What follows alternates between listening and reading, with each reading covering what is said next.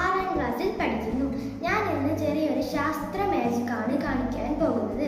വെള്ളത്തിനെ ഞൊടിയിടയിൽ ഐസാക്കാം എന്ന ശാസ്ത്ര മാജിക്കാണ് ഞാൻ കാണിക്കുന്നത്. ഇതിനാവശ്യമായിട്ടുള്ള സാധനങ്ങൾ: 2 കുപ്പിയിൽ വെള്ളം, 2 പാത്രത്തിൽ ഐസ് കട്ട. ഇനി നമുക്ക് ശാസ്ത്ര മാജിക് തുടങ്ങാം. ഒരു കുപ്പിയിൽ വെള്ളവും ഒരു പാത്രത്തിൽ ഐസ് കട്ട എടുക്കാം.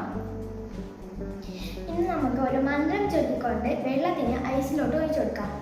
ഓം ക്രീം ഐസാവട്ടെ എന്ന മന്ത്രമാണ് ചൊല്ലാൻ പോകുന്നത്.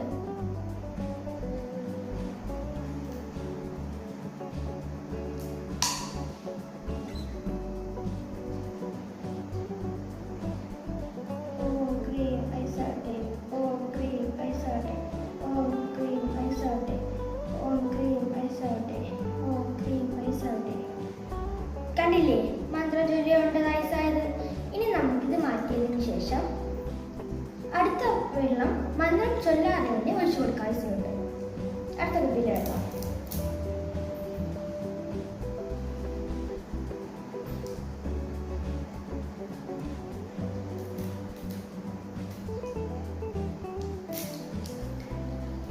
കണ്ടില്ലേ ഐസാവാത്തത്?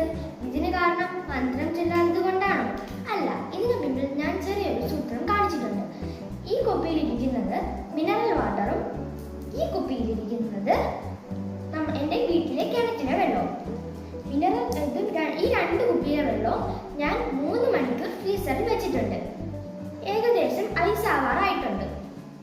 ഈ മിനറൽ വാട്ടറിൽ വളരെ കൂടുതൽ അളവിൽ മിനറൽസ് അടങ്ങിയിട്ടുണ്ട്.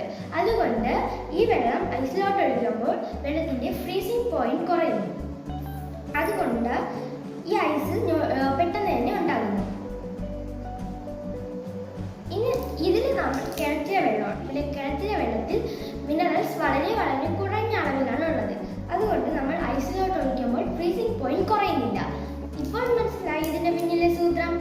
ഈ ശാസ്ത്ര മാജിക് നിങ്ങൾക്ക് ഇഷ്ടപ്പെട്ടാൽ ട്രൈ ചെയ്ത് നോക്കാം. Thank you.